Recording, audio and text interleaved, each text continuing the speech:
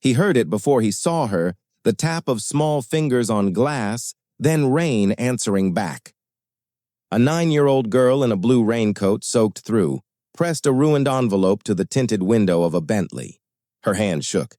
Her mouth formed one word he could read even through the glare. Help.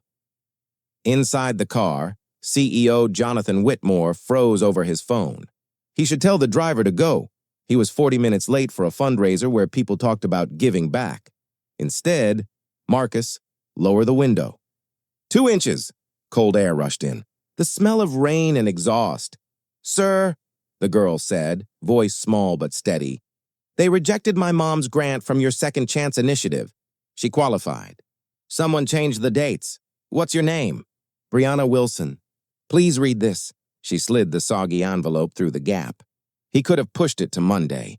He opened it now. Emily Wilson, 37, former kindergarten teacher, Army veteran, medical discharge for multiple sclerosis. Applied for housing assistance. Status denied. Reason, incomplete. Missed deadline, but the date was wrong. Ink layered over ink. A correction pretending to be official. Who gave you this? A lady on the 10th floor. She wore a watch like yours. She said the fund was out of money, but the article last month said there was still $2 million. How old are you? 9, 10 in February. And you do your mother's paperwork? Someone has to. Mom's medicine makes her fuzzy sometimes. I keep the bills. I make the calls. I submitted the application 3 times. Brianna, do you trust me? I don't know you. Fair. He took a breath. I want to talk to your mother. I want to see your original application. I'll drive you home. You're not going to call the police on me? No. I need my backpack from the bus stop.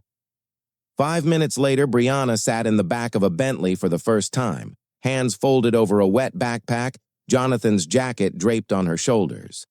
The driver kept glancing in the mirror like his boss had lost his mind. Where do you live? Jonathan asked. 87th and Cottage Grove. They drove south, glass towers fading to boarded storefronts, chain-link fences, winter-dead grass. Jonathan watched Brianna watch the city change. You come downtown a lot? When I can. How many people today? 7 before you. They all said no? Most didn't let me finish. The guard at the first building called me a... She stopped. He wasn't nice. I'm sorry. It's okay. A shrug that said it wasn't. They pulled up to a faded brick walk-up. Bars on ground floor windows. Through a first-floor window, oxygen tank, wheelchair, dim light, organized and worn. Thank you for the ride, Brianna said. Wait, your number. He typed as she recited. 1 more. After 7 no's, why keep asking? Because 8 might say yes. The door shut behind her. Jonathan stared at the ruined envelope on his lap, then texted his assistant, pull every Second Chance file from the last 6 months, especially rejections. On my desk tonight, the fundraiser? The driver asked. Cancel it. We have work to do. Morning in the Wilson apartment. The alarm speaker was broken. The vibration sufficed. The air was cold. Heat didn't click on until 7. Brianna checked the oxygen tank, checked the medication chart she'd built from hospital printouts, did the math in the fridge. 3 meals today, 2 tomorrow. Her mother leaned in the doorway on a walker. Baby, eat both pieces of toast. I'm not that hungry. Did that man really bring you home? The CEO? Yeah, he said he'd look into it.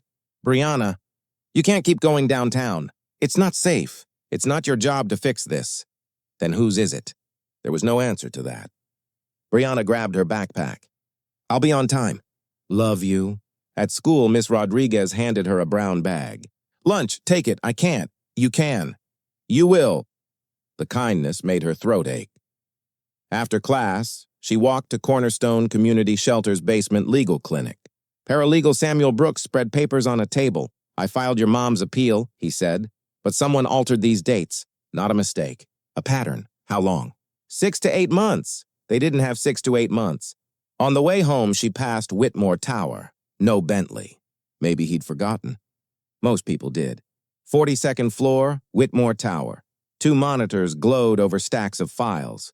Jonathan read rejection after rejection. Last year, 15% denied.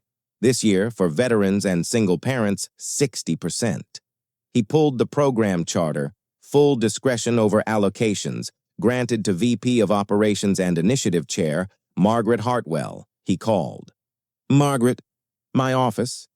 She arrived composed, tablet in hand. "Tell me about Second Chance," he said. "We've distributed 1.2 million, 43 families served. Performing, Emily Wilson. Incomplete. 6 days late." She turned her tablet. Everything looked official. "That was the problem. I met her daughter," he said. "Someone changed dates." "Jonathan," she soothed. "Applicants make mistakes and blame the system. We have protocols. If I let one incomplete through, where does it end? Integrity matters. How much are we paying you?" She blinked. "340 base, bonus, options. Budget's 2.8 million. You chair with full discretion." "You signed that charter." "I know." He stared at the window. "That was my mistake. Are you accusing me?" "I'm asking why the most vulnerable applicants are suddenly denied." "I'm protecting the program from fraud," she said. "Bridgepoint Strategies handles recipient verification." "Legal vetted it." She slid a memo. The signature looked copied. "The date format was off. This is forged." "Careful," she said. "Defamation isn't a strategy."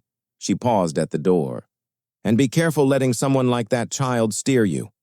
The board won't like it. Your reputation won't survive it." After she left, he called his oldest meticulous friend.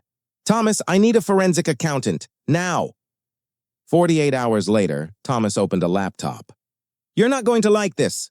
"Show me." Approvals fired. Funds left the company. Recipients never got them. Transfers routed through Bridgepoint for verification, then stalled. Owner? Richard Hartwell, Margaret's brother. The name hit like a fist. They targeted people least likely to fight, Thomas said. Veterans. Single parents. People drowning in forms. "You can fire her quietly," Thomas offered. "Restitution. No scandal." And the 87 families never learned the truth. Jonathan looked out at 42 floors of distance. "I promised a 9-year-old I'd fix it. It'll cost you. Let it. Pull every rejected applicant," he said. "We're calling them." The next morning, he stood in the Wilsons' kitchen with a crisp envelope. Emily lowered herself into a chair. "We investigated," he said. Brianna was right. Someone altered dates and diverted funds. 18 months. 1.4 million. 87 families. Emily covered her mouth. "This is a check for $45,000. Your grant plus compensation for the year our program failed you." Tears came hard. From a place older than pain. "Why?" "Because you earned it. Because someone broke a promise I made when I launched this program." He looked at Brianna. "Because your daughter wouldn't let me look away." "What about the others?" Brianna asked.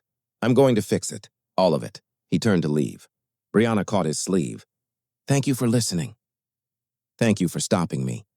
A camera flashed across the street. A text buzzed. "Leak. CEO exploits low-income family for PR."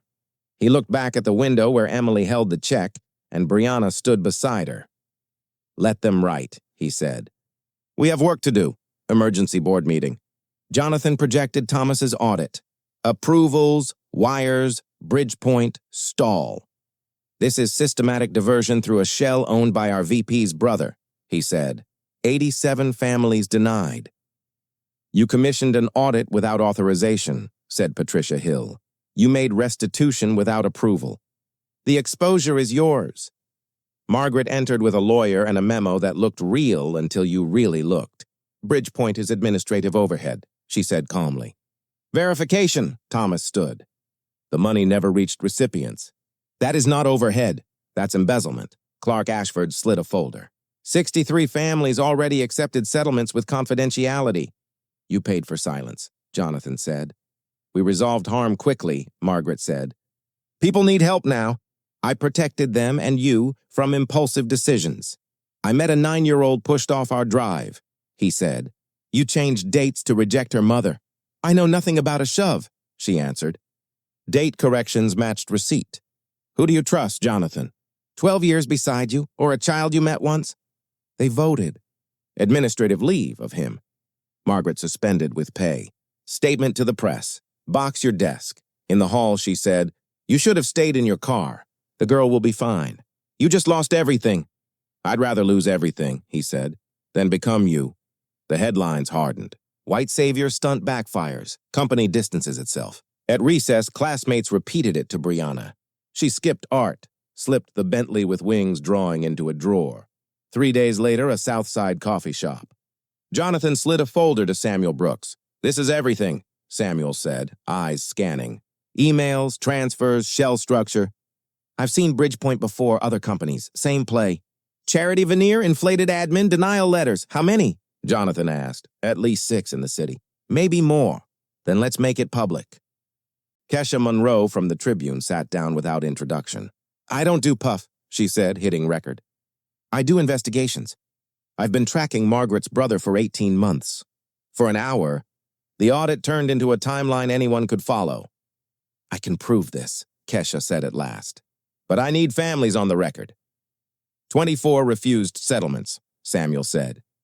"There are spine, community room, cornerstone shelter, folding chairs, fluorescent lights.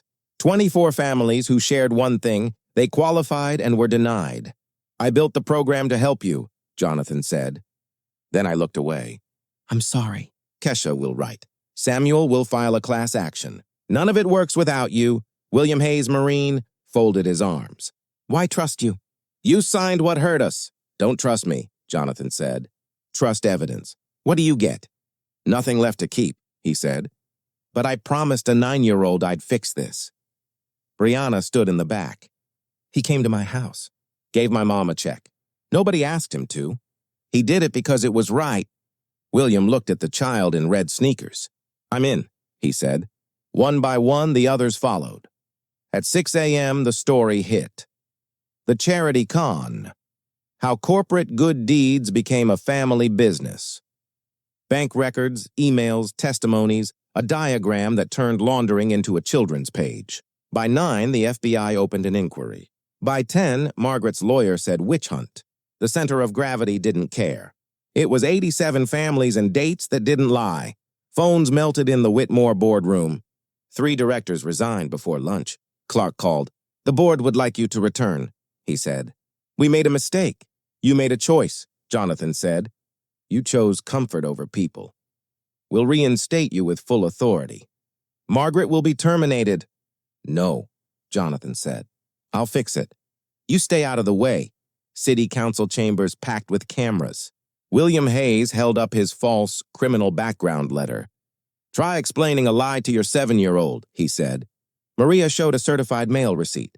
James held 3 incomplete forms. Emily took the mic, hands shaking with rage. "I taught kids to trust institutions," she said. "Institutions taught my daughter not to trust adults." One person stopped long enough to look. That's all it took. Then they called Brianna. "My mom says forgiveness matters," she said. "So I forgive Mr. Whitmore for not watching close enough. But kids are watching. We see when you lie. And someday we'll be the grown-ups. So you better start being honest now." The room stood. Not polite applause, release, Jonathan testified last. "I trusted structure over people," he said. "I signed unilateral power. I didn't look." He lifted a document. "I'm establishing a personal $5 million fund to compensate all 87 families, damages, legal fees, the cost of a year our program stole. And I'm proposing hard rules, independent audits, public ledgers, recipient advisory boards with votes, authority caps, named denial reasons, human appeal windows, protected whistleblowers." 3 days later, the FBI arrested Margaret and Richard on wire fraud and conspiracy. Cameras caught handcuffs under the same tower where a child had been shoved 8 weeks earlier. Richard flipped within 48 hours. At an emergency shareholder meeting, Jonathan was reinstated unanimously, with a mandate to implement the reforms he'd promised. He added more: quarterly third-party audits, a public searchable dashboard of every disbursement, 2 recipient-elected board seats with votes, strict limits on unilateral approvals, appeal service levels, outside counsel whistleblower channels. Samuel took the first paid community advocate seat. Kesha became director of accountability and transparency. Directors who preferred comfort resigned. 6 months later, Brianna stood in a cap and gown under a blue sky, red high tops bright as flags. Emily wore a new dress she'd bought herself with money she earned as a curriculum consultant. Remote, flexible, work that respected her illness. The apartment breathed. Rent ahead, meds on time, plants in the window, a coffee maker that worked. Brianna spoke about curiosity and courage, about asking questions when people didn't want to answer. In the back row, Jonathan sat beside his assistant, quieter now, more present. After, Miss Rodriguez shook his hand. "My brother was one of the 87, she said. "James Turner." "He gave me my life back," Jonathan replied softly.